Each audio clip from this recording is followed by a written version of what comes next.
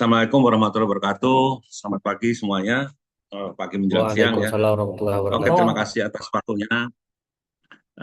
Saya akan mencoba ya sedikit mengenalkan IBK.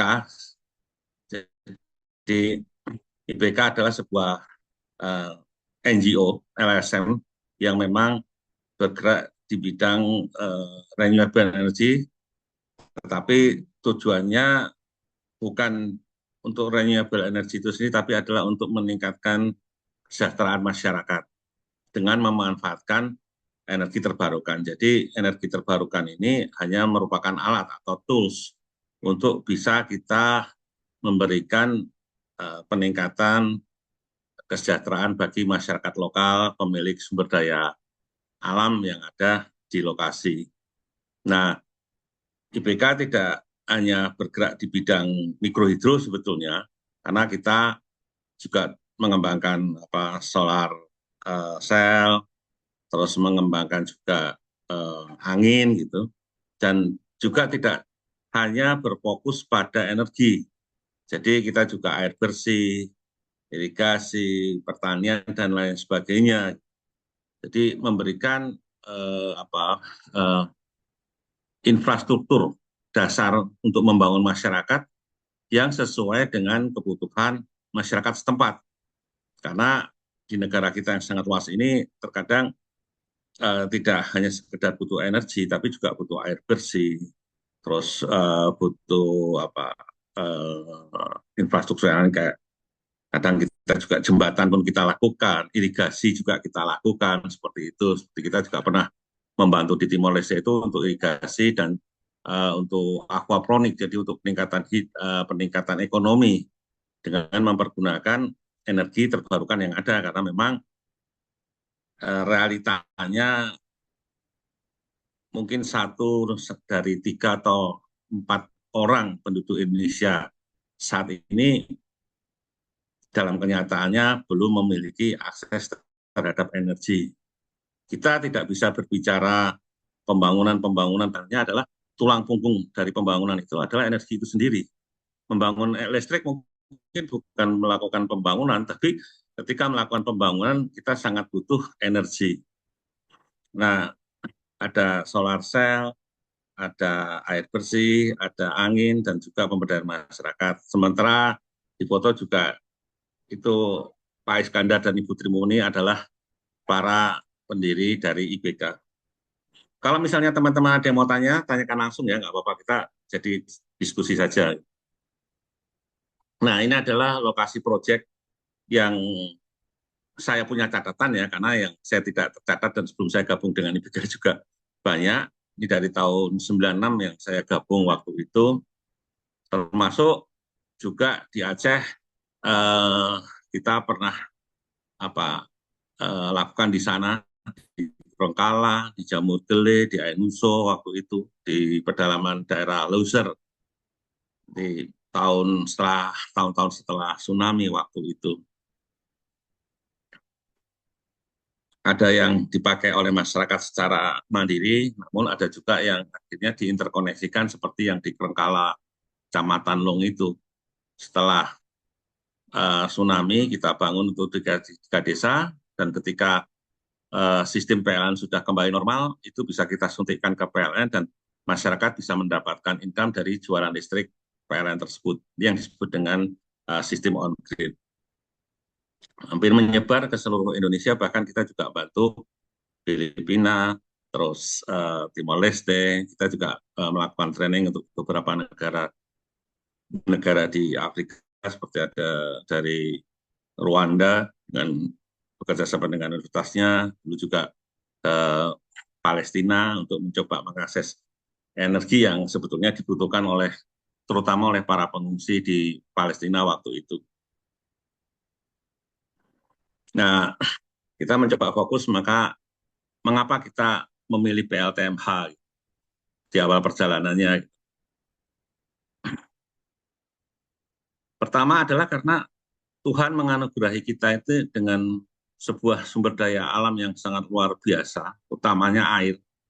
Dan untuk kapasitas mini dan mikro ini baru 10% yang kita pakai dari potensi yang kita miliki. Cuman sayangnya ada sisi lain yang juga perlu menjadi perhatian.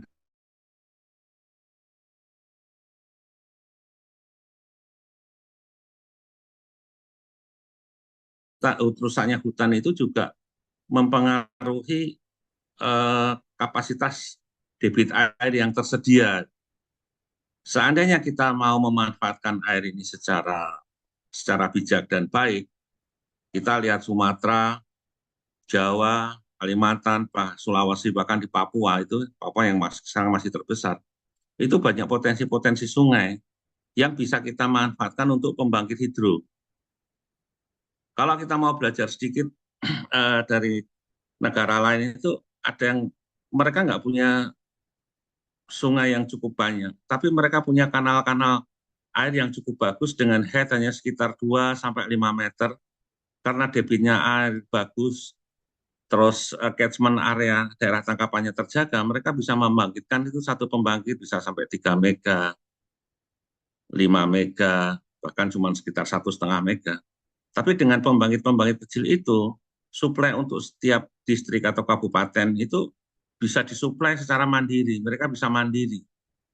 Nah, sungai-sungai kayak di Jawa aja sekarang sudah hutannya rusak, mayoritas sudah mengalami kekeringan.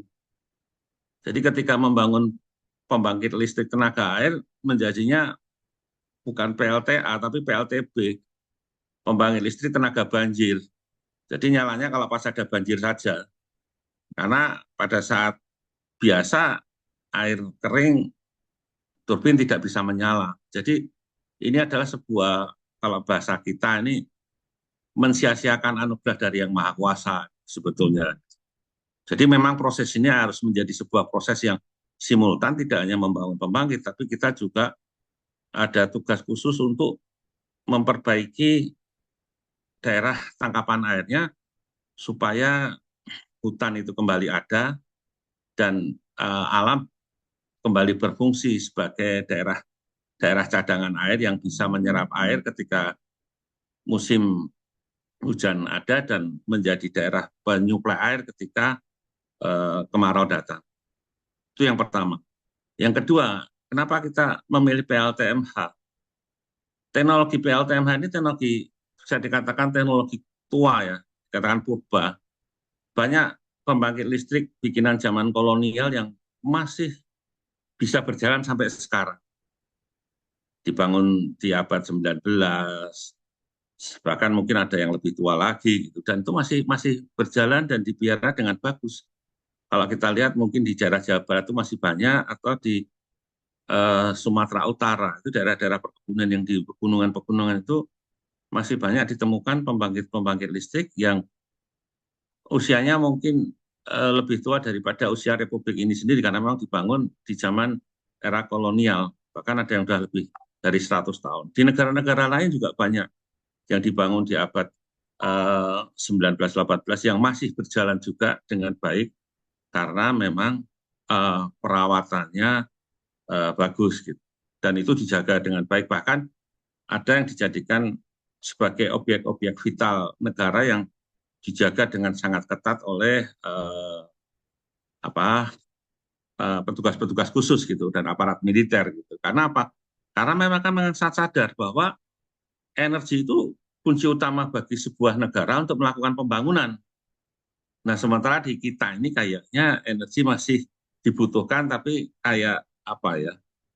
Disayang, dibutuhkan, tapi ya kalau perlu saja mungkin baru diperlakukan dengan sangat baik seperti itu. Itu yang kedua. Yang ketiga adalah PLTMH ini terbukti mampu dioperasikan oleh masyarakat lokal. Bahkan IBK punya pengalaman di beberapa tempat, maaf, masyarakat yang dalam tanda kutip buta huruf atau semi-semi lah, gitu, artinya hanya tidak lulus SD pun bisa mengoperasikan dengan baik.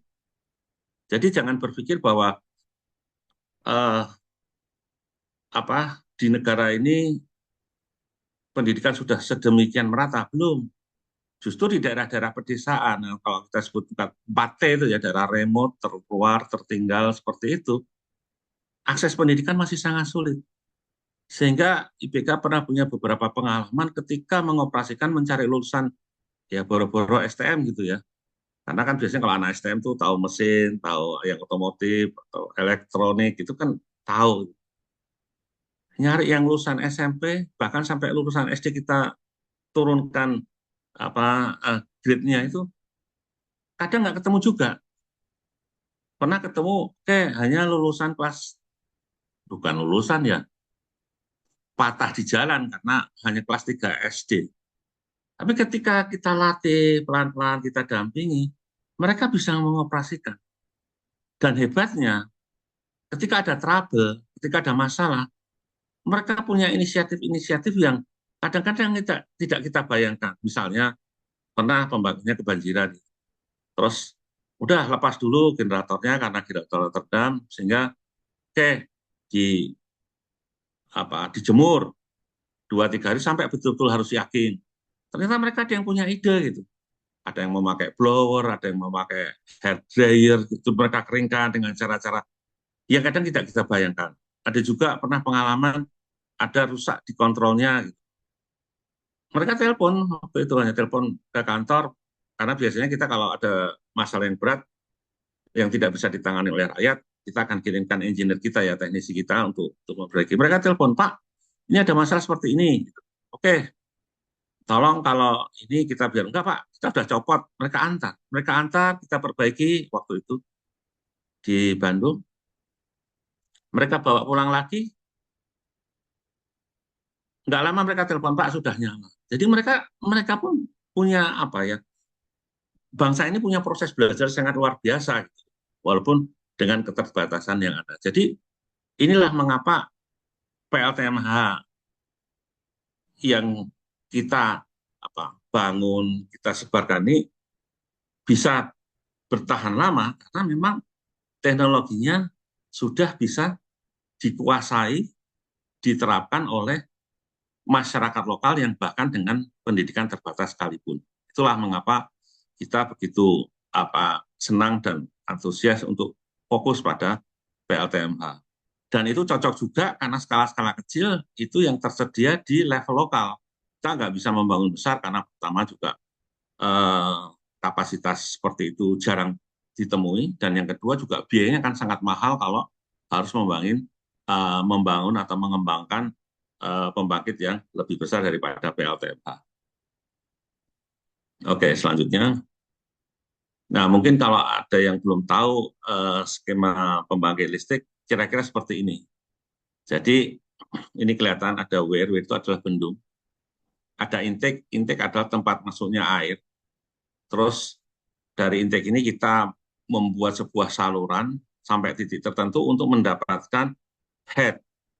Head itu adalah ketinggian jatuh air. Bisa kita lihat di sini, head ini biasanya kita ukur dari tergantung jenis turbinnya ya, tapi kebetulan kalau cross flow biasanya dari poros turbin sampai limpahan air di bak penenang atau kita sebut ini ada 4B itu di sebelah kiri.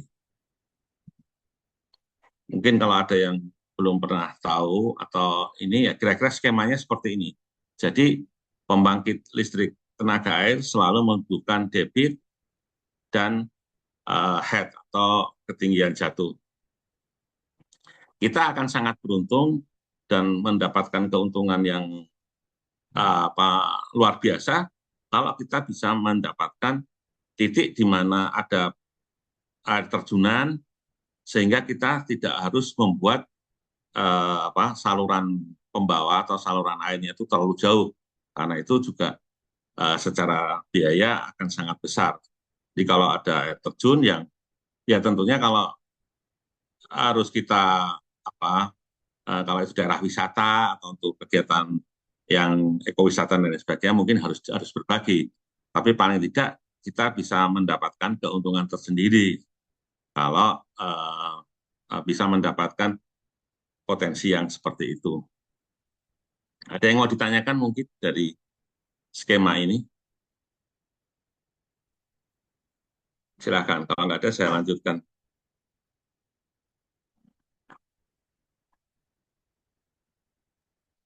Belum ada, Pak. Oh, belum ada. Oke. Nah, sekarang saya masuk ke ini ya, mengoperasikan unit PLTMH. Langkah-langkah operasional PLTMH yang perlu dilakukan ini menjadi basic gitu karena seringkali operator atau teknisi yang melakukan operasi itu kadang-kadang main jalan pintas gitu, tidak mengikuti prosedur gitu, sehingga ya bisa jadi terlewatkan.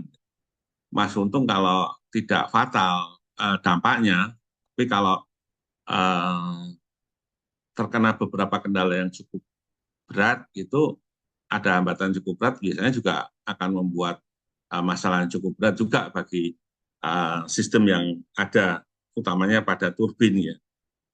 Jadi langkah-langkah operasional PLTU biasanya dimulai dengan harusnya kita cek dari membersihkan intake. Jadi kita cek dulu intake intake adalah tempat masuknya air dari bendungan ke saluran. Jadi di situ lihat biasanya sampah-sampah ini yang ngeri. Sampah terus endapan-endapan utamanya batu ya, batu dan pasir karena kalau sampai pasir, batu itu atau apalagi sampahnya juga masuk ke dalam saluran terus dia masuk ke dalam pipa pesat dan turun masuk ke dalam turbin itu secara frontal bisa membuat turbin patah atau jangka panjangnya kalau pasir-pasir kecil itu bisa membuat eh, runnernya itu mengalami aus dan lama-lama akhirnya patah juga. Jadi itu harus betul-betul dijaga supaya air yang masuk ke dalam turbin itu betul-betul bersih. Jadi melihat intake, terus melihat saluran, bersihkan, terus bak penenang, serta saringan-saringan sampahnya itu dibuang karena sudah ada saringan sampah, tapi kalau tetap menumpuk di situ juga akan menjadi penghalang karena dia bisa mengurangi atau menghambat aliran air yang dibutuhkan. Jadi turbin akan mengalami ketekoran atau tekor kekurangan air sehingga dayanya tidak bisa sampai optimal. Setelah itu ngecek kecukupan dari airnya, dicek. Nah, setelah itu membuka turbin perlahan-lahan. Nanti ada gambar-gambar di bawah yang bisa dilihat. Jadi setelah mengecek tegangan, setelah diputar, mutar perlahan, sampai kencang, dicek tegangannya apakah sudah mencapai 220 pada frekuensi 50 Hz. Ini bisa terlihat semua dikontrol, karena eh, di dalam rumah turbin ada turbin yang dilengkapi dengan load controller, yang di dalam load control itu ada panel-panel voltase, panel-panel arus, dan juga panel frekuensi. Nah, setelah stabil 220 volt dan frekuensi 50 Hz, tinggal kita pencet apa saklarnya untuk meneruskan suplainya ke masyarakat. Kita tunggu saat begitu sudah stabil, bagus, sudah itu bisa kita tinggalkan dan kita kunci power house-nya. Kenapa? Sebetulnya bahayanya power house itu kalau sampai setiap orang punya akses itu pertama adalah berbahaya bagi si orang tersebut, si orangnya sendiri karena itu kan ada benda yang bergerak ya, ada plat belt, ada puli dan lain sebagainya. Kalau orang nggak ngerti sampai tersangkut atau terjerat pada eh, alat-alat tersebut itu bisa berbahaya bagi dirinya, bisa menyebabkan kecelakaan. Tapi pada sisi lain juga, kalau sampai itunya terganggu juga, secara umum juga sistem pembangkit juga akan terkendala atau akan mengalami kerusakan. Jadi dijaganya bahwa tidak semua orang bisa mengakses rumah pembangkit dengan seenaknya, artinya memang itu tanggung jawab dari si operator, si pemegang kunci adalah karena berbahaya bagi uh, umum, bagi masyarakat awam, dan juga berbahaya bagi sistem atau fasilitas pembangkit yang ada di dalamnya. Terus kemudian mematikan saat pagi hari karena umumnya off-grid tidak beroperasi di siang hari dengan penduduk bertani dan anak-anak bersekolah. Kalau on grid bisa beroperasi 24 jam. Sebetulnya ini nanti juga perlu kesepakatan dengan masyarakat. Apakah pembangkit ini akan beroperasi 24 jam atau beroperasi 12 jam saja, misalnya sore sampai pagi hari saja. Nah, itu kesepakatan. Kenapa? Karena ya kita sama-sama pahami sekarang mungkin sudah agak berbeda, tapi beberapa saat yang lalu itu masih banyak siang hari pembangkit tidak dipakai. Apalagi di daerah pedesaan gitu yang masyarakatnya mayoritas bertani dan berkebun. Ketika itu berputar tanpa ada fungsinya, ya pertanyaannya untuk apa? Apalagi kalau kontrol anak-anak, ya saat ini kita juga harus cek juga ya banyak banyak yang apa media-media medsos yang sebetulnya belum pas untuk ukuran mereka, untuk usia mereka. Ketika ada akses listrik itu, akses kemana saja itu bisa terjadi. Jadi bahasanya lebih banyak mudaratnya daripada manfaatnya. Jadi kalau memang siang tidak dibutuhkan, lebih baik mungkin dimatikan. Memang tugas operator akan menjadi lebih berat karena pagi dan sore dia harus menghidupkan dan menyalakan. Tapi untuk kemaslahatan yang lebih banyak, saya pikir ini bisa diambil.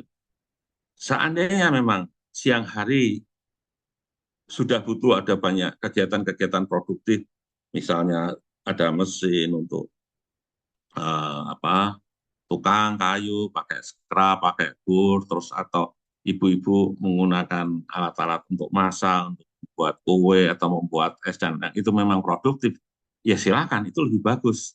Karena artinya apa? Manfaat dari adanya pembangkit bisa menjadi semakin besar dengan bisa dimanfaatkan untuk kegiatan produktif. Tapi semuanya ini terselah dari kesepakatan dari masyarakat. Dari daerah-daerah yang umumnya memang belum banyak kegiatan produktif, biasanya dinyalakan full 24 jam itu biasanya hari Jumat atau hari Minggu saja, karena hari-hari libur di mana masyarakat ada di rumah, mereka bisa menikmati fasilitas lain dengan memanfaatkan listrik yang ada. Tapi kalau memang tidak ada, ya sebaiknya tidak usah dinyalakan. Tetapi secara prinsip, untuk menyala 24 jam, PLTMH sekarang aman, tidak ada masalah. Makanya sudah bisa interkoneksi seperti itu. Nah, ini tadi mungkin kalau teman-teman perlu tahu, ini ada turbin, ada gambar turbin, di turbin ada hand regulator, dan di situ ada pipa adapter. Itu adapter dari penstock yang bulat ke dalam inlet turbin yang bentuknya kotak. Jadi perlu ada adapter. Ini kira-kira gambaran dari alat mekanikal yang ada di eh, dalam rumah pembangkit, yaitu turbin itu sendiri.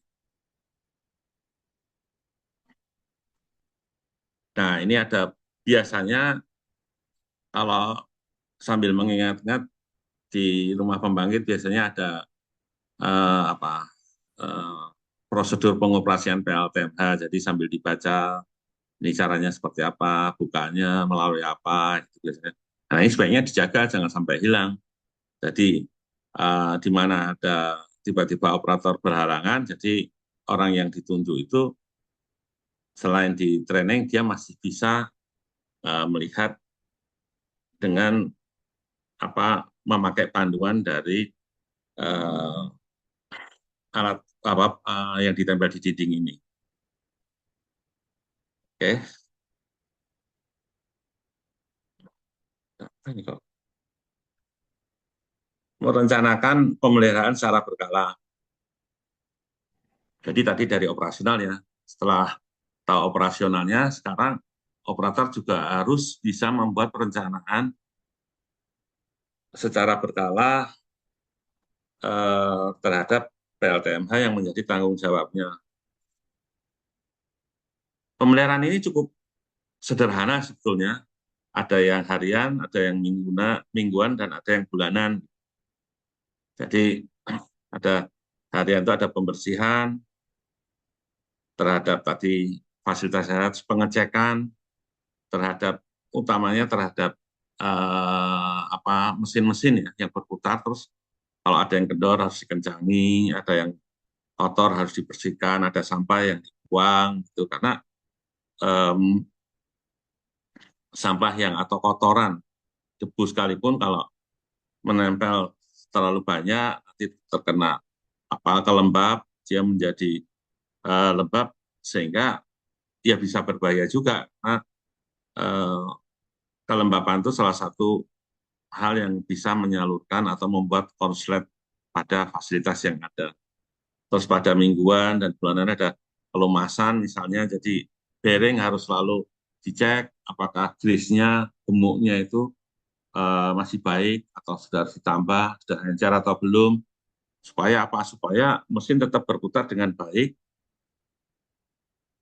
dan tidak ada kendala, jadi lebih awet. Karena kalau sampai kekurangan pelumasan, terus jadi seret, akibatnya ya bearing jebol. Bearing harusnya bisa 3 sampai 5 tahun, kadang-kadang 1 tahun 2 tahun sudah harus ganti gitu. Banyak daerah-daerah yang mereka sangat teliti dan bagus bisa merawat bearing itu, bahkan ada yang sampai 5 tahun 6 tahun, walaupun lifetime-nya biasanya umur pakainya itu 3 tahun. Kalau dirawat dengan bagus itu bisa 5 tahun 6 tahun, dan secara artinya apa? Artinya secara ekonomi jadi lebih baik Udah karena instalasi sudah.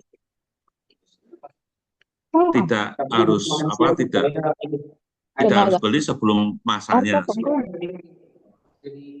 Terus di bulanan juga ada pengecekan jaringan, utamanya ketika tanaman-tanaman Minta atau yang ini apa Sabtu? Oh, lewat-lewat. makan elah minta fiber satu tuh. Fiber, fiber. Jaga besar. Ada pertanyaan, Bu?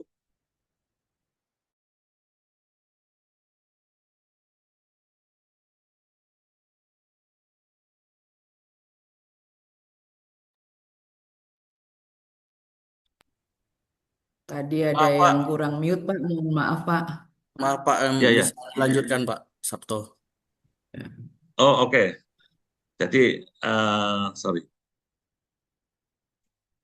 Jadi, jaringan tuh utamanya kalau yang lewat-lewat kebun gitu, kalau ada pohon-pohon besar, itu dijaga jangan sampai angin besar atau ada ranting patah, utamanya di musim hujan, terus jatuh menimpa jaringan. Eh, Kalau sampai jaringannya terganggu, pertama listrik mati, kedua kalau sampai ada jaringan putus dan lain sebagainya, itu juga berbahaya bagi orang yang mungkin secara tidak sengaja lewat di sekitar situ kan. Karena hati-hati dengan kebocoran jaringan ini gitu. Banyak fakta, ya maaf ya, ini bukan cerita jelek, kadang-kadang orang nggak sengaja buang air kencing saja, kencingin jaringan, kesetrum, bisa sampai meninggal. Itu terjadi seperti itu gitu.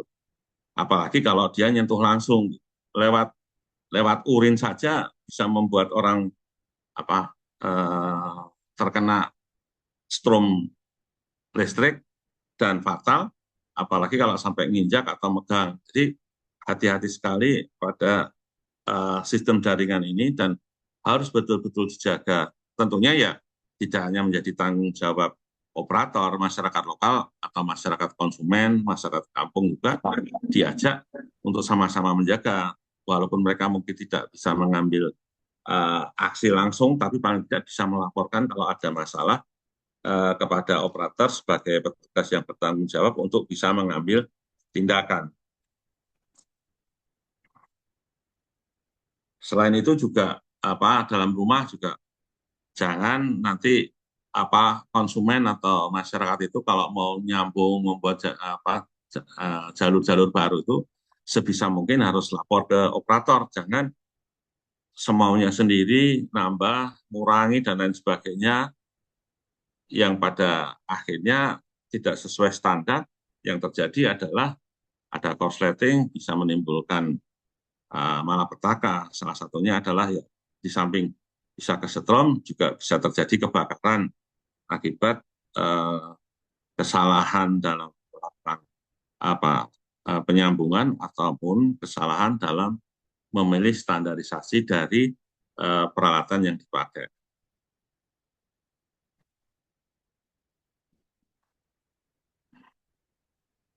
Memelihara turbin dan transmisi mekanik.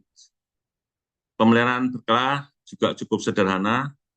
Tadi ada pembersihan, pengecekan, pengencangan belt. Belt ini memang semakin lama akan semakin kendor karena dipakai. Sehingga sampai batas waktu tertentu, biasanya ya hampir sama seperti umur bearing, 3-5 tahun. Tapi kalau ada yang bagus, kemarin ada yang belt sekarang itu ada yang nggak tahu caranya juga. Karena memang saking dirawat dengan bagusnya, bisa sampai ada yang 6 tahun, 7 tahun baru ganti belt.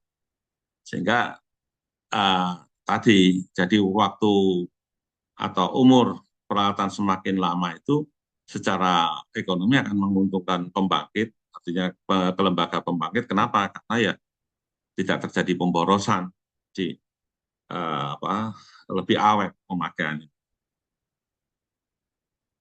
Pelumasan juga dilakukan, ada transmisi mekanik untuk di bearing, di plumber block dan lain sebagainya itu.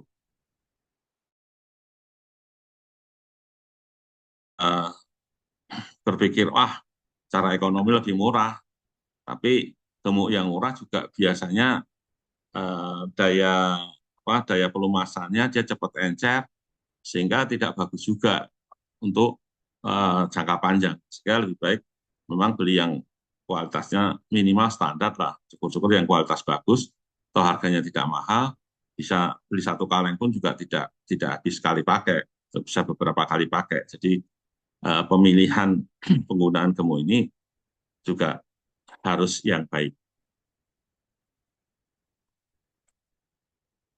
Nah, ini contoh turbin dan transmisi mekanik yang ada di dalam pembangkit.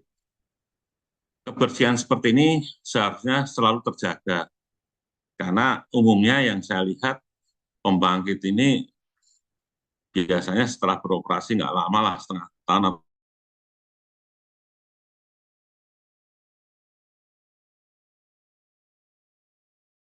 lagi dari gemuk di mana-mana, di lantainya kotor, dindingnya kotor.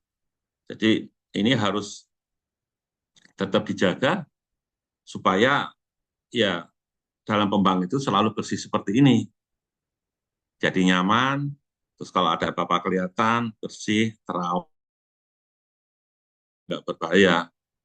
Misalnya operator juga lalu lalang, itu kalau di lantainya banyak grease kan juga berbahaya, misalnya terpeleset dan lain sebagainya. Jadi secara kebersihan dan keselamatan kerja itu akan lebih bagus kalau kebersihan juga menjadi salah satu hal yang diperhatikan. Jangan, yang penting berfungsi, tidak bisa seperti itu. Jadi estetika juga harus kita jaga, perawatan harus baik, kebersihan juga harus baik.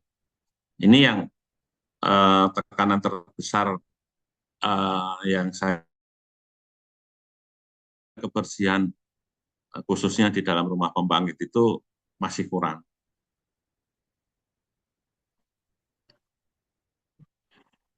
Ini memelihara generator dan exciter.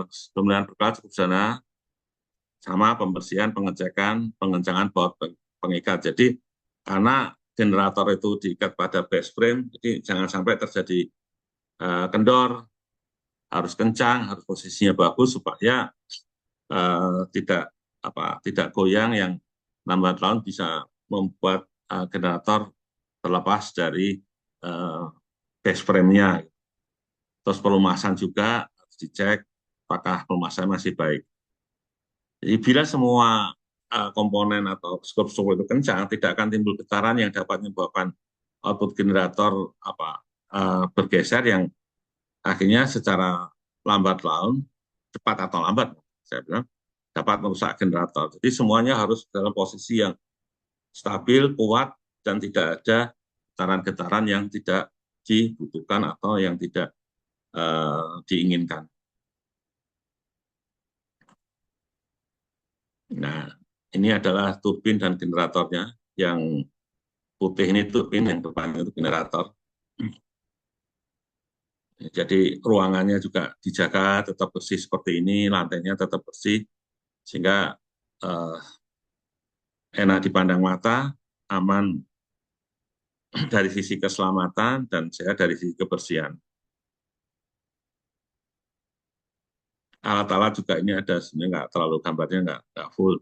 Bisa disiapkan satu tempat khusus di tempat gemuk dan lain sebagainya supaya tidak susah carinya, atau disiapkan satu toolbox juga taruh di satu tempat di pojok yang tidak mengganggu.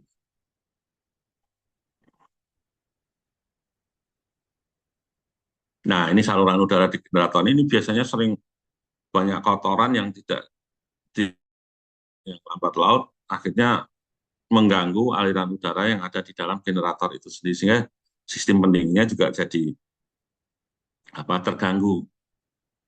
Ini hal-hal kecil yang apa kayaknya dilewatkan, tapi sebetulnya sangat penting sekali.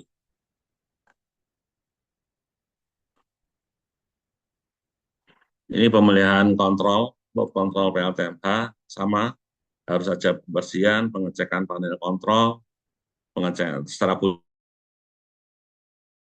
seperti apa proteksinya dan lain sebagainya. Kenapa? Karena kalau di dalamnya juga kontrol banyak sarang laba-laba, terus nanti tikus masuk itu juga berbahaya, gigitin kabel-kabel, jadi sarang tikus, akhirnya terjadi konslet, terbakar semuanya.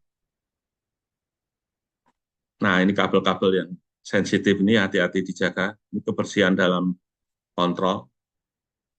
Kalau sampai kabel-kabel ini nanti terus digigitin tikus, apa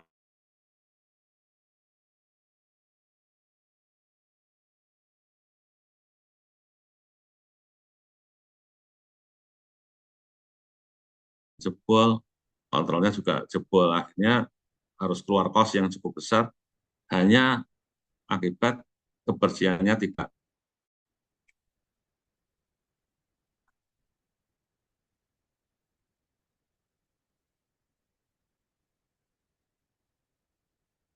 Ini yang bagian luar dan memelihara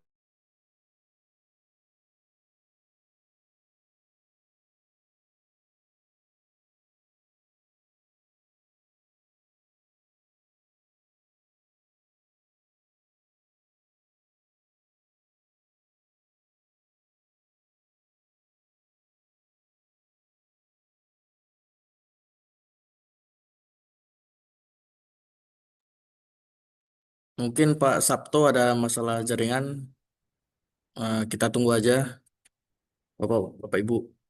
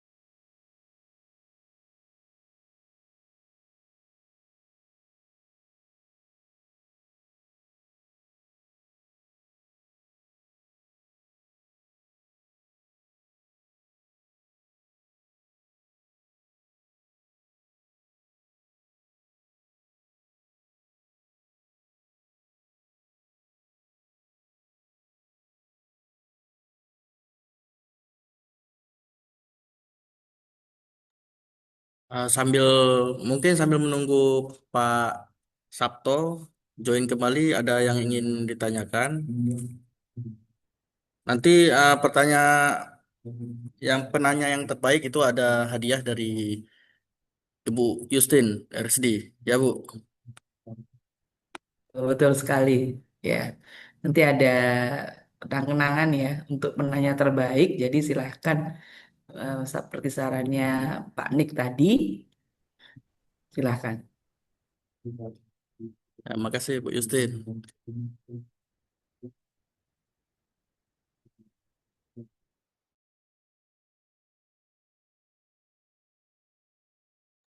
Sedang di kelas semua ya Pak Nik ya, Bang Nik. Ya, ini di kelas. Mereka pakai Hmm. HP ponsel sendiri-sendiri, ada layarnya. Hmm. Lagi Hmm.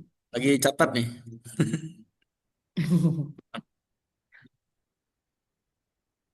Kemarin sudah ngitung debit ya, yang saya Ya, lihat sudah gambarnya ya. langsung itu di apa di tempat mata air. Hmm. Ini Mas Muhammad Rizky mungkin yang mau ada pertanyaan, biar ditampung Eh, dulu. Di sini juga ah, ada teman-teman IBK lain kok. Ya, silakan. silakan. Mungkin ada sharing atau tanya. Silakan teman-teman yang lain. Ada.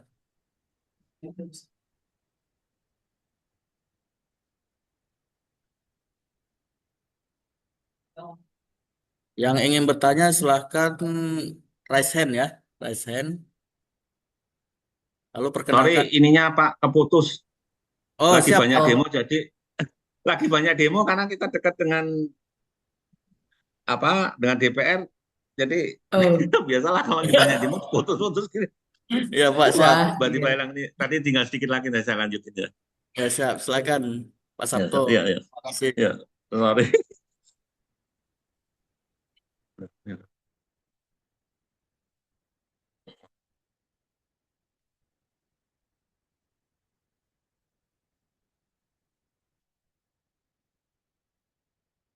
Minta share screen lagi Pak, tinggal sedikit lagi.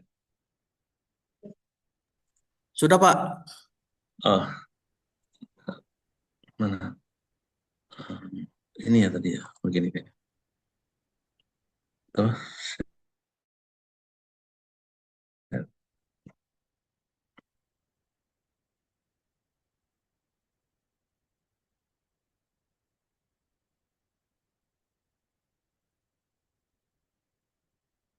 Oke, dari komponen sipil tadi sudah di awal sudah saya jelaskan, eh, permasalahan pintu juga penting supaya kalau ada kebutuhan mendesak, misalnya ada banjir atau apa, pintu itu bisa segera dibuka atau ditutup. Jangan sampai pintu karena tidak dikasih pelumasan terus terjadi korosi dan macet ketika kita butuh sewaktu-waktu jadi tidak bisa dibuka, ya bisa merusak ke sistem yang lain, fasilitas yang lain.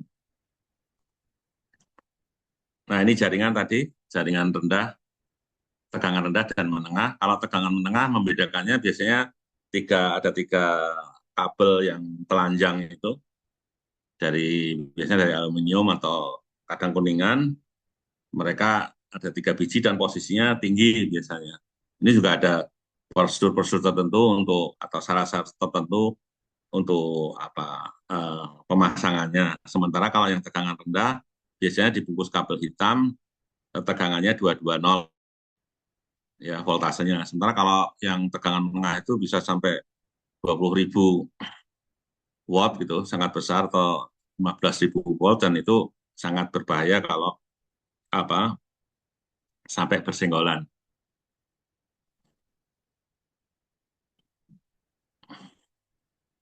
Pemeliharaannya tadi pembersihan, pengecekan pada jaringan harus rutin dilakukan, dan tiap tengah tahun atau sebenarnya tiap musim angin, musim hujan itulah cabang-cabang yang berisiko menyentuh atau uh, menempel atau bahkan jatuh di jaringan itu harus dibersihkan atau dipangkas.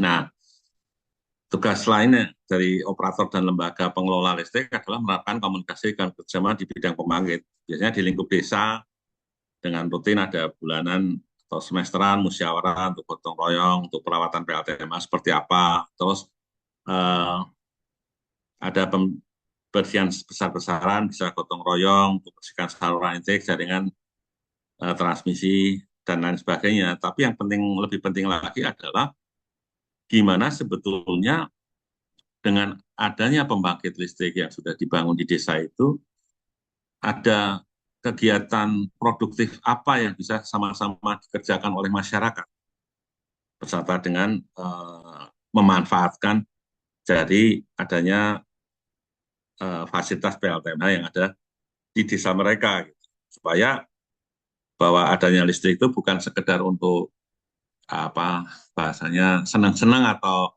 menikmati hidup saja, tapi juga bisa memberikan kontribusi bagi penambahan income keluarga.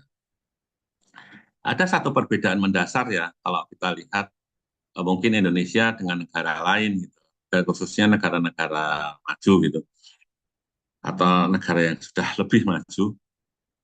Mereka membutuhkan daya listrik itu besar di siang hari karena untuk kegiatan produktif, untuk kerja, untuk bekerja, untuk kegiatan produktif yang kegiatannya adalah untuk income keluarga atau meningkatkan perekonomian. Nah, sementara di kita ini konsumsi listrik itu masih besar di malam hari, yang fungsinya adalah cenderung untuk hiburan, nonton TV, jadi lebih ke arah menikmati hidup, gitu. Nah, sementara siang hari kita belum banyak memanfaatkan energi listrik ini untuk kegiatan produktif. Ini yang memang sebuah kondisi yang masih menjadi tantangan bersama kita. Nah, itu yang harus kita pikirkan, kenapa supaya ya listrik itu bisa menjadi sebuah alat ekonomi produktif yang pada gilirannya untuk meningkatkan kesejahteraan dan standar hidup kita. Itu yang salah satu catatan penting yang masih menjadi tantangan bagi negara kita.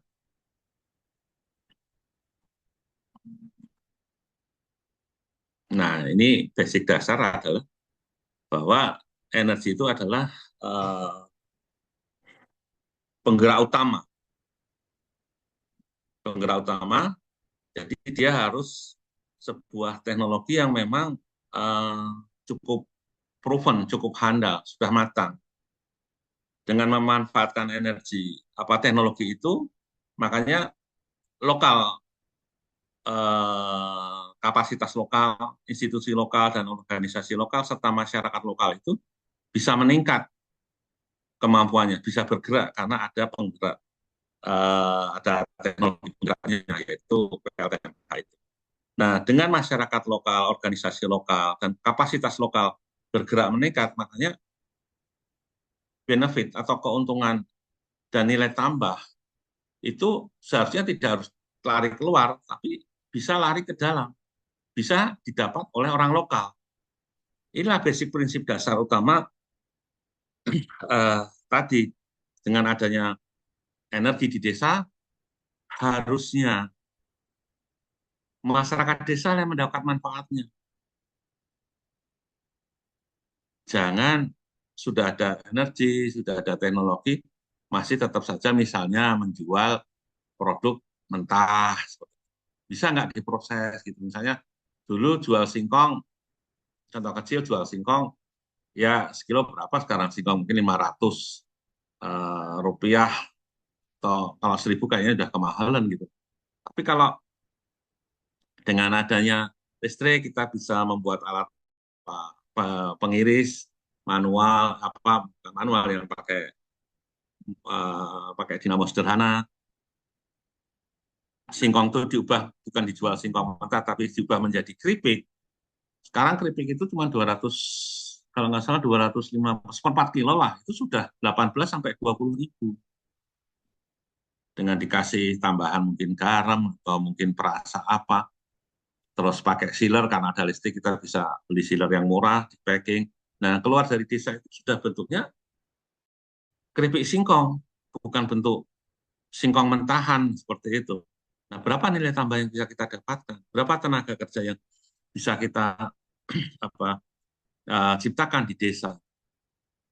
Terobosan-terobosan inilah yang mungkin eh, perlu kita jadikan sebuah gerakan agar eh, ya desa bisa mendapatkan keuntungan pertama dari adanya teknologi atau pembangkit listrik yang masuk ke desa mereka. Kira-kira seperti itu supaya masyarakat kita ya jadi lebih baik hidupnya gitu dengan adanya listrik, bukan jadi tambah beban karena harus bayar iuran listriknya, tapi ada nilai tambah bisa mendapatkan profit, mendapatkan keuntungan ekonomi dari adanya listrik tersebut. Terima kasih, kita bisa diskusi. Saya kembalikan Pak ke moderator. Ya, terima kasih banyak Pak Sabto.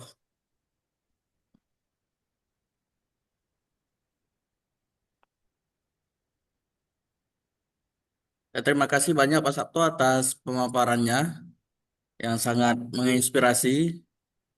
Jadi dari cerita Bapak kita belajar Pak bahwa energi terbarukan itu bukan hanya soal listrik, tetapi juga tentang pemberdayaan ekonomi sosial dan keberlanjutan desa, Pak. Iya. Ya, jadi kita buka Pak sesi diskusi bagi peserta Zoom.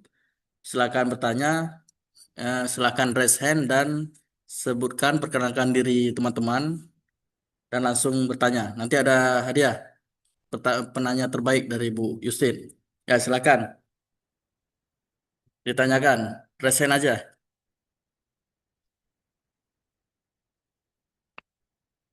Apa?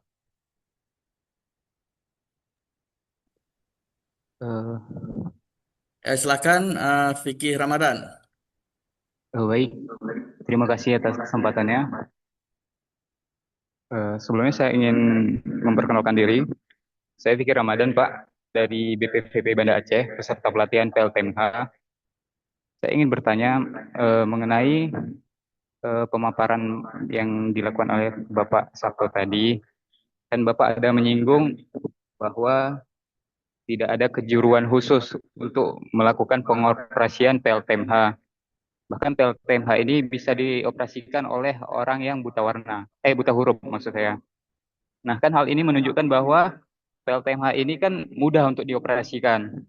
Nah, pertanyaannya, sebenarnya apa kendala atau faktor yang menyebabkan PLTMH yang berada di berbagai wilayah Indonesia ini, kalau kita dengar saat ini, Pak, banyak yang sudah tidak beroperasi, Pak.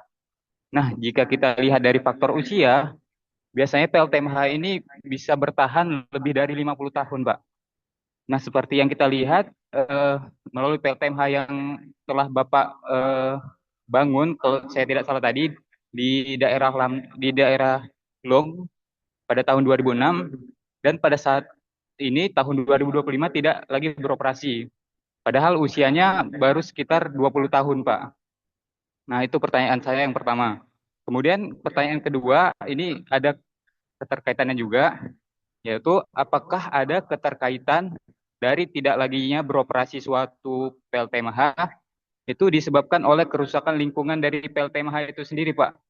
Seperti adanya erosi yang disebabkan oleh saluran pembuangan seperti spillway, sehingga merusak perkebunan desa.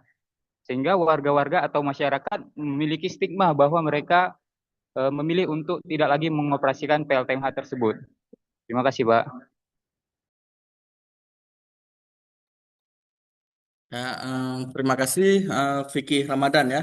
Jadi pertanyaannya saya ambil poinnya aja. Pertanyaan pertama, eh, misalkan masyarakat awam bisa operasikan PLTMH, kenapa ada kendala? Ya begitu ya, dalam pengoperasian PLTMH. Terus yang kedua, pengaruh PLTMH bagi lingkungan ya, atau anggapan masyarakat tentang PLTMH. Nah, bagaimana Pak Sabto? Silakan, monggo, mungkin bisa dijawab. Terima kasih Pak Sabto. Terima kasih. Bagus sekali Mas pertanyaannya, karena ini juga membawa kita sama-sama mencoba berpikir dan menganalisa ya. Jadi di awal saya katakan, ini jadi saya kayak cerita sih supaya teman-teman bisa menangkap makna yang sebenarnya. Jadi seperti awal saya ceritakan bahwa teknologi air atau pembangkit listrik tenaga ini bukan teknologi yang baru. Artinya sudah lama dan sudah proven. Nah, banyak pembangkit-pembangkit yang dulu mati itu salah satu sebabnya adalah karena memang kerusakan lingkungan. Faktor kerusakan lingkungan di mana terjadi kekeringan sehingga suplai air ke pembangkit sudah tidak terjadi lagi. Kekurangan suplai pembangkit. Itu yang kejadian di era tahun 90-an sampai 2000 itu banyak terjadi. Bahkan bukan hanya pembangkit kecil ya, pembangkit besar juga terjadi penurunan akibat terjadi degradasi lingkungan. Degradasi di lingkungan tidak semata-mata air berkurang, tapi juga sedimentasi muncul. Erosi dan lain sebagainya itu muncul karena hutan rusak. Itu salah satu sebab. Cuman dalam perjalanannya, kita ini kadang-kadang terlalu menggampang. Saya katakan bahwa secara operasional mikrohidro bisa dioperasikan oleh masyarakat bahkan yang terbatas pendidikannya. Itu benar. Tapi tolong bedakan antara mengoperasikan dengan mendesain sebuah pembangkit listrik. Karena untuk mendesain sebuah pembangkit listrik, mikrohidro sekalipun, dia butuh komponen civil engineer. Dia butuh komponen mechanical engineer. Dia butuh komponen electrical engineer. Itu yang paling dasar. Bahkan sekarang sudah dikembangkan lagi butuh transmisi dari engineering dan lain sebagainya. Kenapa saya jelaskan begini? Kadang-kadang di kita itu menggampangkan. Artinya menggampangkan, bukan orang ahlinya diminta untuk melakukan. Sehingga Anda bisa bayangkan ketika dia bukan seorang engineer harus merancang bangun sebuah sistem pembangkit. Apa yang akan terjadi? Desainnya pasti tidak akan masuk. Dan itu banyak terjadi di masa lalu. Itu yang pertama. Yang kedua, spesifikasi dari sistem. Kalau membangun misalnya bendungan atau bangunan air, satu semen banding 2 pasir. Bisa Anda bayangkan satu semen terus dikasih 5 pasir. Apa yang akan terjadi? Bahkan kita lebih hebat lagi, 1:1. 1 pasir semen, 1 truk pasir. Apa yang akan terjadi? Jadi dalam proses pembangunannya juga pertama desainnya, kedua spesifikasi dari yang dipakai untuk membangun. Belum spesifikasi dari barang-barang turbin yang dipasang, kontrol yang dipasang. Ketika training, pengelolaannya, bukan berarti bahwa masyarakat lokal di training terus pasti tidak ada pengawasan, ada kontrol. Makanya dulu IBK selalu mencoba mengajak, ada 2 dinas yang selalu kita sambungkan lewat Pak Bupati ya biasanya. Terus sebelum otonomi daerah, saya masih ingat karena saya terlibat. Saya selalu mengajak kepada Dinas Pertambangan dan Energi saat itu. Kenapa? Karena secara teknikal, mereka yang punya kewenangan. Dan kedua, saya selalu melingkan dengan Dinas Koperasi. Nggak tahu apakah sekarang Dinas Koperasi masih ada. Karena apa? Dari sisi kelembagaan, supaya ada yang membimbing. Kelembagaan koperasi yang membangun yang mengelola pembangkit. Harapannya dengan 2 ini, pembangkit bisa tetap berjalan, punya seperti naungan, kalau mau ada trouble dari sisi kelembagaan bisa nanya kemana, dari sisi keteknikan bisa nanya kemana.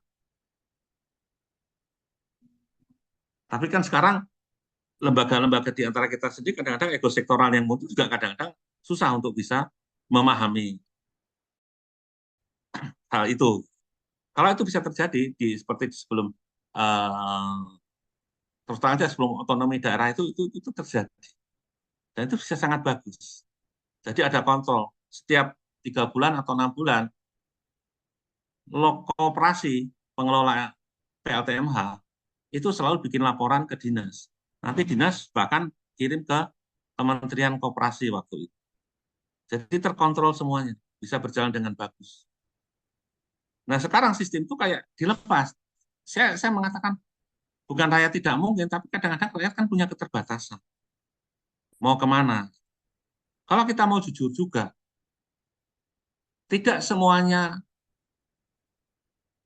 koperasi itu, apalagi yang di daerah sangat terisolir, terus kapasitasnya kecil, itu bisa atau mampu membuat atau mengembalikan atau membeli spare part kalau terjadi kerusakan besar.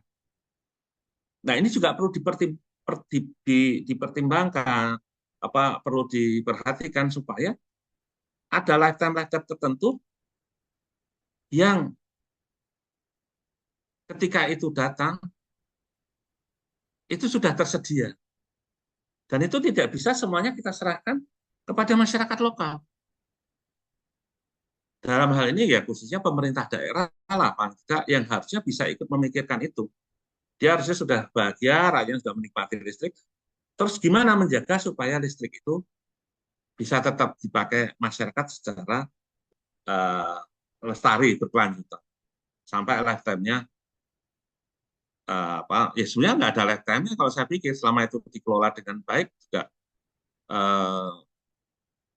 tadi 50 tahun pun sebetulnya masih bisa. Jadi kalau kita diskusikan ini memang menjadi sangat mungkin bukan panjang dan bukan melebar karena memang tidak bisa terus begitu pembangkit dibangun terus sudah dilepaskan menjadi otoritas masyarakat setempat atau apalagi hanya operator setempat. Tidak bisa. Sistem ini yang harus sama-sama kita bangun dan harus kita ciptakan. Seperti subsidi-subsidi BBM dan lain sebagainya mungkin bisa sedikit dialokasikan kalau hanya untuk ganti bearing atau untuk plat belt. Terus terang Pak, saya dengan LIPI pernah dulu membuat penelitian juga gitu ya, bahwa ada 4 kategori yang tentang keberlanjutan pembangkit listrik.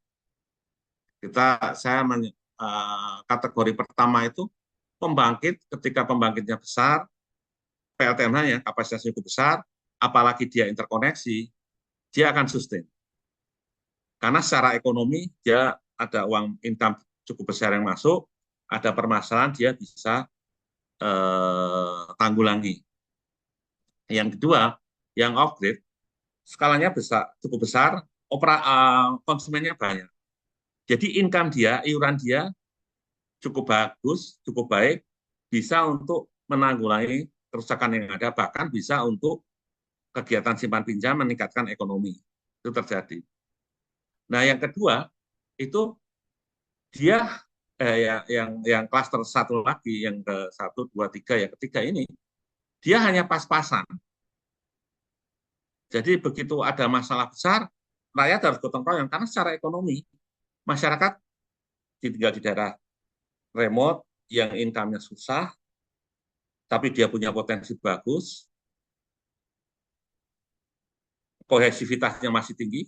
Biasanya kalau yang masalah-masalah utamanya bukan pada masalah yang harus beli bahan dari luar, mereka bisa gotong royong, tetap bagus. Jadi mungkin iuran nggak terlalu besar, kalau ada apa-apa nanti tinggal gotong royong. Nah, yang klaster keempat ini yang sebetulnya masih sangat memprihatinkan. Skalanya kecil, konsumennya nggak banyak, begitu ada masalah yang cukup besar, sudah mereka nggak mampu. Disinilah yang harusnya dipetakan ke depan ini, supaya yang klaster-klaster kecil inilah yang harusnya bisa mendapatkan kontrol dan begitu ada masalah mendapatkan subsidi dari apakah itu pemerintah daerah ataupun pemerintah pusat, sehingga pembangkit tidak jadi mati karena memang tidak mampu mengganti komponen yang bagi masyarakat setempat cukup mahal. Kira-kira gambarannya seperti itu. Ya, terima kasih Pak Sabto Ya, atas ya. jawabannya. Bagaimana Fikri Ramadan? Sepertinya jawabannya sudah jelas ya. Cukup Cukup jelas Pak, jelas, terima sangat kasih Pak. jelas menurut saya. Yang lain, peserta Zoom lain, silakan bertanya. Raise hand, salam dan perkenalkan diri.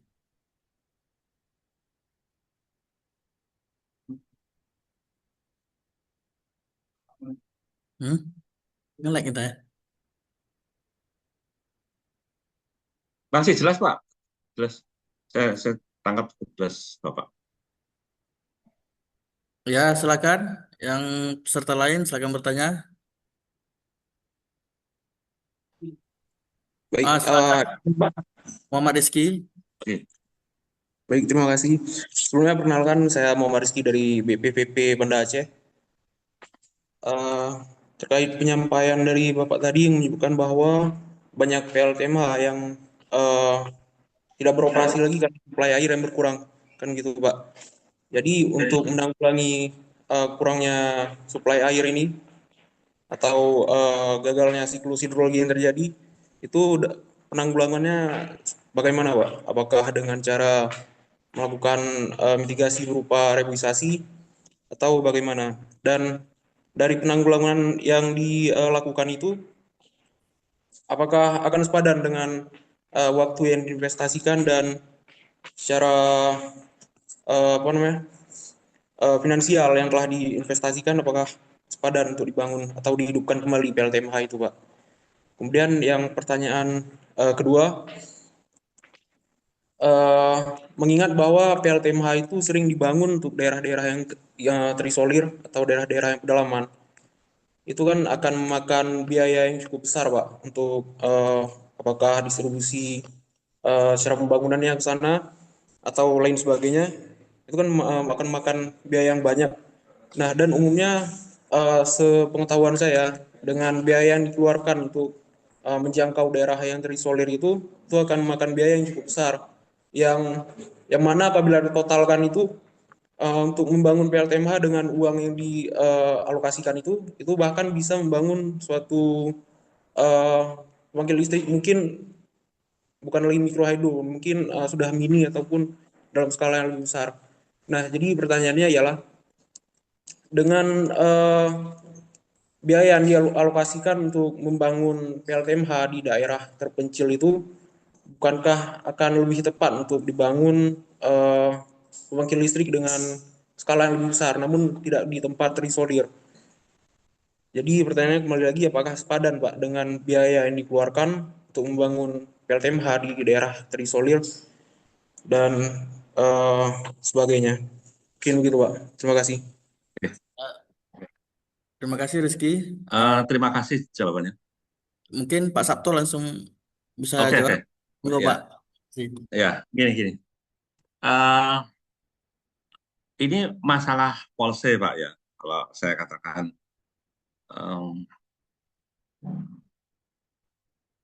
Artinya begini, kesadaran untuk menjaga hutan itu kan sebetulnya harus ada atau ditanamkan dari awal.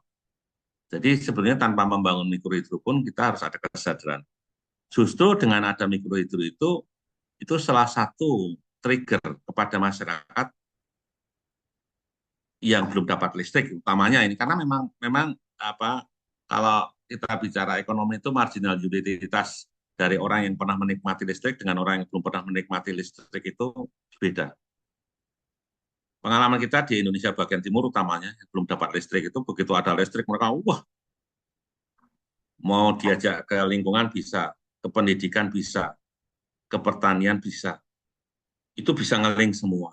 Karena apa? Nyambung. Kesehatan. Puskesmas nggak bisa nyimpan vaksin karena nggak ada listrik, nggak ada kulkas. sehingga vaksin tidak bisa kesulitan. Begitu ada listrik, jadi semua sudah bisa menjadi gerakan bersama. Gitu ya. Nah, kalau mengenai masalah tadi membangun yang lebih besar atau lebih kecil, saya pikir itu masalah policy dan di daerah mana kita berpikir seperti itu. Kita bukan negara kontinen ya, kita negara kepulauan. Mungkin kita akan cocok membangun yang besar-besar itu kayak di Jawa, Sumatera, Kalimantan, Sulawesi. Tapi kalau kepulauan kecil seperti Pulau Aru, Pulau apa di Halmahera yang kecil-kecil seperti itu, pertama, apakah potensinya ada? Yang kedua, demand-nya ada, Mbak? Apa ada atau tidak? Ini sebagai contoh. Ini sudah cukup lama ya, 2006. Saya pernah diskusi dengan ya expert lah gitu. Kalimantan itu ada satu potensi 20.000 mega tahun 2006. Tahu kebutuhan Kalimantan saat itu seluruh Kalimantan hanya 300 mega. Yang 19.700 mau kemana? Itu satu pertanyaan. Yang kedua, sistem saat itu, jaringan itu belum, karena membangun jaringan bisa lebih mahal daripada membangun pembangkitnya itu sendiri. Tidak berarti kita membangun jaringan besar nanti mudah, membangun pembangkit besar itu nanti mudah menyalurkannya. Apakah jaringan sudah tersedia di daerah itu? Sekarang ini yang, kalau kita lihat Indonesia, maaf ya kita jadi berbicaranya jadi agak melebar. Mungkin baru Jawa, Sumatera, Bali saja yang secara jaringan sudah cukup memadai tersambung antar kotanya. Kalimantan, dalam provinsi antar kota saja kadang-kadang jaringannya tidak nyambung. Artinya kalau membangun jaringan pembangkit besar, dia harus juga membangun jaringannya. Kalau enggak, kapan BEP-nya akan tercapai? Makanya kenapa dipakainya kecil-kecil dulu, nanti setelah berjajar gede baru yang gedenya dipakai. Ya salah satunya karena mengatasi jarak jaringan yang sedemikian besar itu. Itu di pulau besar. Bagaimana dengan di pulau-pulau kecil yang harus melewati laut? Jadi kita tidak bisa serta-merta mengatakan bahwa yang besar atau yang kecil pasti lebih untung atau yang besar pasti lebih untung. Kita tidak. Itu sangat situasional saya. Saya lebih memikirkan pada gimana sebetulnya rakyat bisa segera menikmati listrik. Dan dulu kita pernah IBK pernah sampaikan sebetulnya seandainya ada pembangkit besar di dalam sebuah pulau besar nih misalnya, dia sudah nyuplai, terus desa itu punya pembangkit-pembangkit kecil, itu banyak keuntungan yang bisa kita dapatkan. Pertama, adanya pembangkit-pembangkit kecil itu bisa diinterkoneksikan. Kalau memang jaringan sudah ada. Kalau tidak, ya dia dipakai secara mandiri oleh masyarakat. Seandainya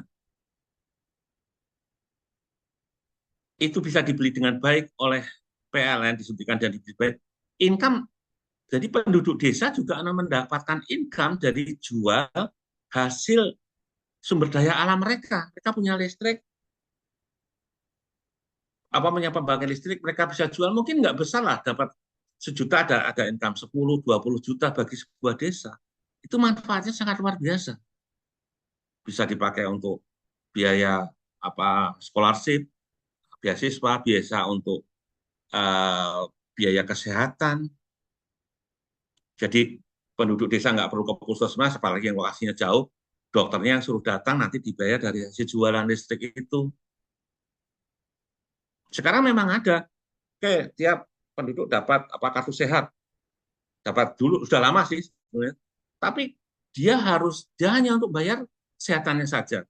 Sebenarnya naik ojeknya belum dia makan nanti di jalan, belum resiko orang sakit naik motor dengan jalan yang tidak kondisinya bagus juga. Berapa orang misalnya, lebih baik dokternya datang ke desa, penduduk-penduduk yang nggak mampu, udah pergi ke dokter di desa mereka, setelah itu pulang nggak jaraknya jauh, dokter dibayar dari hasil jualan listrik. Jadi pemanfaatannya bisa kita diskusikan bersama, ini mau diarahkan kemana?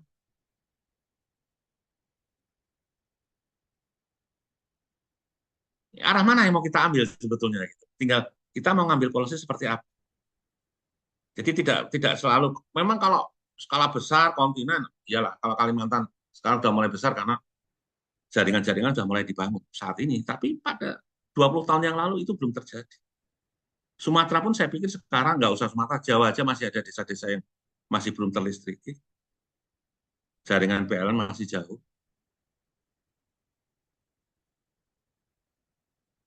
Jadi kita mencoba untuk berpikirnya secara terintegrasi. Kira-kira seperti itu, Pak. Oke, kita diskusi lagi. Terima kasih.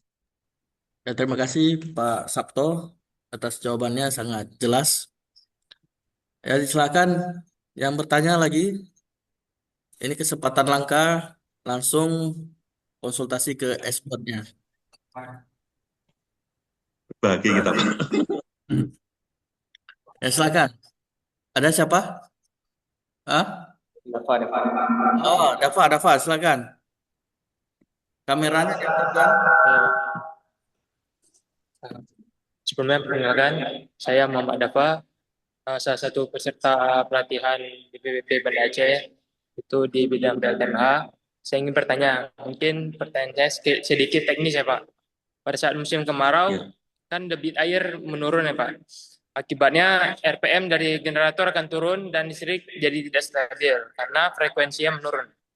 Nah, apakah kita bisa memanfaatkan besaran pulai untuk meningkatkan turunnya debit tadi Pak? Terima kasih Pak. Ya, makasih Pak. Hmm. Mungkin Pak Sabto bisa menjawab langsung. Monggo. Oke. Biasanya begini, sebelum membangun, kita kan akan mendapatkan data curah hujan sebetulnya. Makanya desain yang akan kita bangun itu untuk apa? Teman-teman tahu kurva durasi aliran kan? Duration curve apa aliran dari hidrologi. Kalau kita mendesain untuk membangun sebuah pembangkit listrik yang dipakai langsung oleh masyarakat, biasanya kita menarik power terbangkit itu di bawah kurva durasi aliran yang paling bawah. Artinya apa? Artinya sepanjang tahun pembangkit itu akan menyala. Nah, kalau kita misalnya ingin interkoneksi untuk on-grid, itu kita bisa desain di titik mana bisa terjadi, atau pada kapasitas berapa, biar kita mendapatkan profit yang optimal. Gitu. Itu basic dasar dari desain pembangkit listriknya dulu. Nah, kalau Anda katakan tadi bahwa mengganti puli, itu tidak lazim ya. Malah yang ada sekarang itu, yang sudah lama sih sudah ada, itu biasanya bukan mengganti puli, tapi adalah membuat turbin itu beberapa, malah memasang beberapa. Jadi ada turbin, jadi misalnya gini, kapasitasnya misalnya di saat puncak musim hujan, dia bisa terbangkit misalnya 100 gitu. Nah 100 itu karena dia fluktuasinya besar, misalnya ada kira-kira kita tahu bisa 2 atau 3, makanya dipasanglah 2 atau 3 turbin. Jadi pada saat besar, semua turbin dibuka. Nanti pada saat, air berkurang, turbin yang misalnya hanya keluar 70, nah yang 30% turbin dimatikan ya, yang 70 nyala. Nanti tinggal 50%, berarti 50% matikan, satu turbin yang nyala. Seperti itu. Itu justru itu yang wajib dilakukan, baik itu di pembangkit-pembangkit mini maupun mikrohidro ya, yang terjadi. Atau ada hal lainnya juga, dari sisi teknologi, malah gate fan-nya dibikin double. Satu turbin tapi punya double gate fan. Jadi untuk tahu pada saat kapasitas besar, dua-duanya diangkat. Kapasitas menengah, yang kecil dimatiin. Pada saat kapasitas kecil, yang besar dimatiin. Gate fan-nya ditutup. Biasanya yang dilakukan itu. Jadi bukan pada masalah mengganti pulinya, sorry. Saya pikir kalau mengganti puli, pertama juga waktunya panjang, terus resikonya juga jauh lebih besar karena beltnya dan lain sebagainya, cost-nya jadi lebih mahal. Jadi yang sering dipakai adalah ya memasang beberapa turbin atau membuat beberapa gate fan dalam satu turbin. Dua gate fan sih biasanya, dua gate fan dalam satu turbin. Itu teknologi yang dipakai sekarang.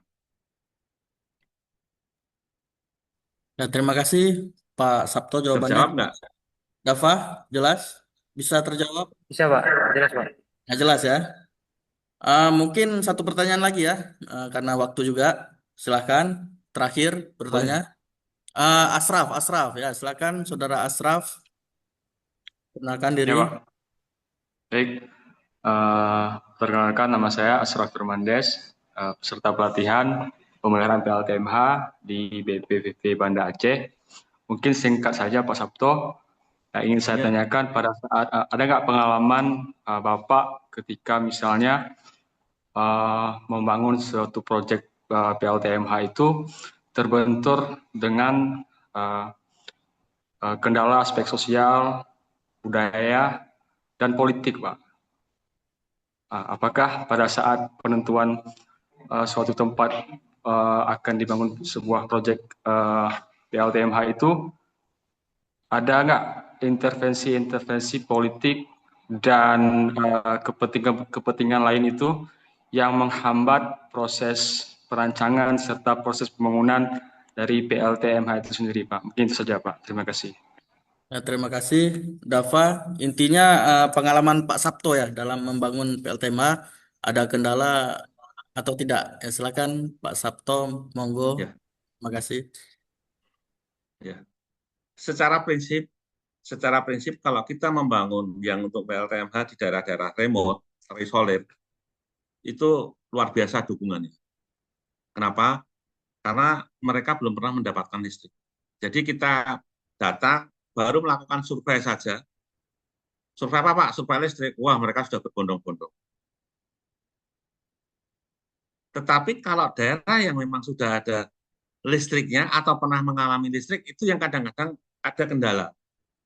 Kenapa? Karena masyarakat kadang nggak percaya bahwa nanti seperti yang dulu ini. Jadi pengalaman mereka membuat refleksi seperti itu.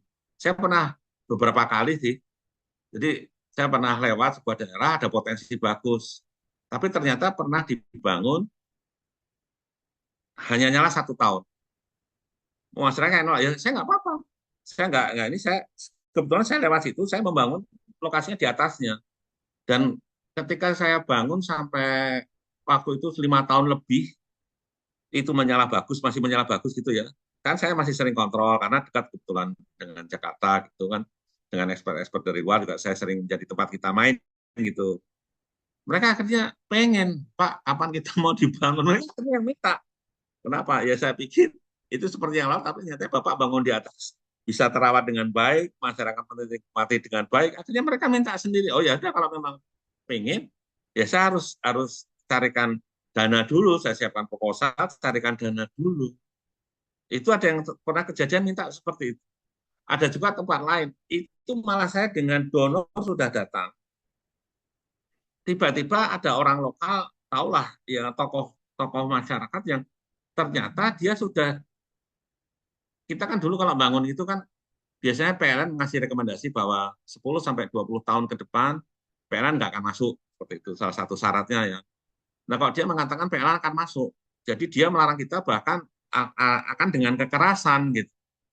Karena memang itu daerah-daerah yang ya seperti itulah Pak. Gitu. Jadi polisi juga menganjurkan nggak usah lah Pak dari ininya, terus aparat juga nggak ya sudah saya pindahkan.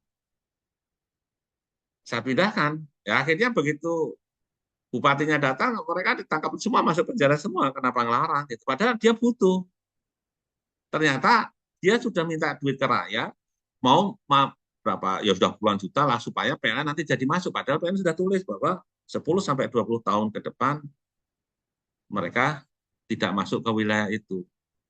Jadi banyak prosedur yang bisa kita lalui sehingga kita bisa tahu. Kalau masalah sosial ya itu pasti ada lah, selalu pro kontra kan kalau kita bicara dalam teori difusi inovasi itu kan selalu ada orang yang selalu tidak percaya atau selalu menolak dengan pembaharuan ya. Silakan, tapi kan dia hanya sedikit. Apakah kita akan mengalahkan yang besar karena minoritas ini sementara kebutuhannya kan banyak. Itu pasti ada. Tinggal pendekatan kita seperti itu. Tapi kalau daerah yang memang belum, wow luar biasa. Saya pernah dapat daerah, saya baru survei.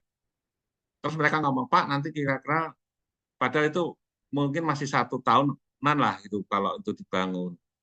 Pak, nanti kalau kurang 1 bulan Bapak bangun, tolong kasih tahu kami, Pak, ya. Kenapa? Saya akan bangun jalan dulu, Pak, supaya kita lebih mudah kerjanya. Itu 2,6 kilo, Pak, jalan. Tahu nggak? Kita pulang akhir bulan mereka buka jalan, Pak. Nah, Pak kira nggak malu nanti gitu. Saya katakan, loh kenapa kamu, Pak? Nggak, Pak, kami percaya sama Bapak. Bapak berjuang untuk kami juga akan berjuang supaya Bapak nanti jauh lebih mudah dalam pengerjaan. Akhir bulan, Pak, padahal pekerjaan baru 1 tahun kemudian.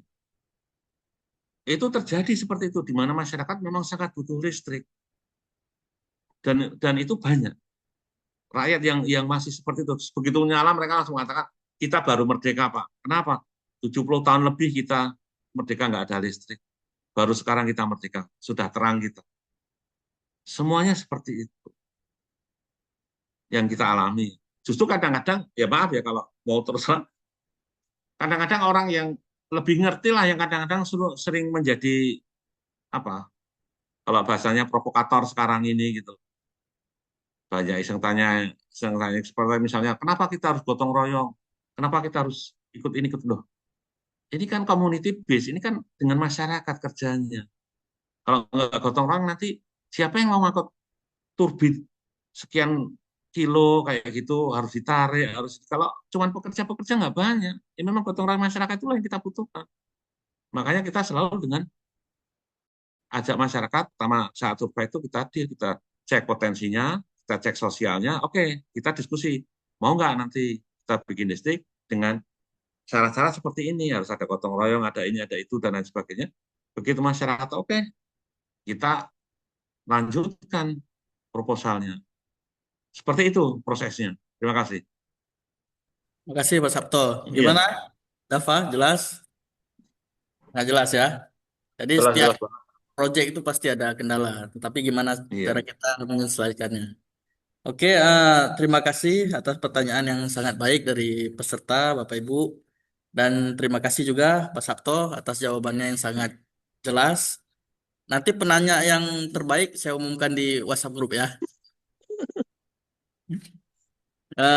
Alhamdulillah ya. Nah, alhamdulillah kita sudah sampai di penghujung acara.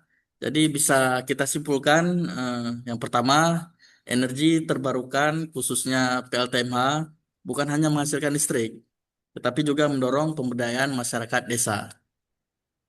Terus yang kedua, keberhasilan sebuah PLTMH ditentukan oleh sinergi teknis dan sosial serta partisipasi masyarakatnya. Yang terakhir, yang ketiga, masa depan energi terbarukan ada di tangan generasi muda, teman-teman semua, termasuk siswa PPK ini ya. Nah, itu aja atas nama BPWP Banda Aceh, saya mengucapkan terima kasih yang sebesar-besarnya kepada Bapak Sabto. Terima kasih Pak atas waktu dan ilmunya, sangat menginspirasi. Saya juga jadi belajar, saya awam di bidang PLTMA, jadi sangat banyak membantu untuk pengetahuan saya dan teman-teman. Ya, mari kita tutup dengan foto bersama ya, Bapak Ibu. Jadi semuanya nyalakan kameranya. Oh iya, di sini ada juga yang dari Sorong ya. Ya, dan Wah, dari dari instruktur Sorong, instruktur.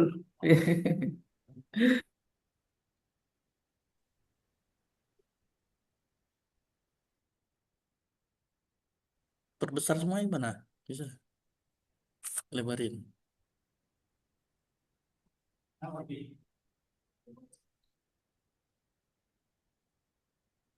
Coba sih print screen Pak. Print screen. Ya, maaf Pak, kendala teknis. Udah, ini aja lah. Nah, ya. Ya sudah selesai ya, Bapak Ibu. Akhir kata saya mohon maaf apabila ada kesalahan dalam memandu acara ini. Eh, jadi alhamdulillah acara sudah selesai dan lancar. Jadi saya mohon pamit Pak Sabto, Bu Justin, dan teman-teman RSD, Sama-sama, teman-teman Pak. IBK. Ya. Terima kasih atas waktunya. Saya pamit. Wassalamualaikum warahmatullahi wabarakatuh. Selamat siang. Sampai jumpa Waalaikumsalam pada kesempatan warahmatullahi berikutnya. Salam. Terima kasih, Pak. Waalaikumsalam warahmatullahi wabarakatuh.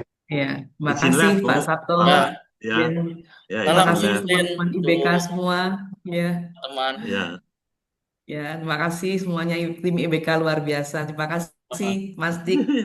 Terima kasih semua peserta di Banda Aceh. Tetap belajar ya. Semangat. Ya, terima Semangat. kasih. Ya, Pak. izin live ya. Izin live, Bu, Pak. Ya, mohon rekamannya ya Bang Nik.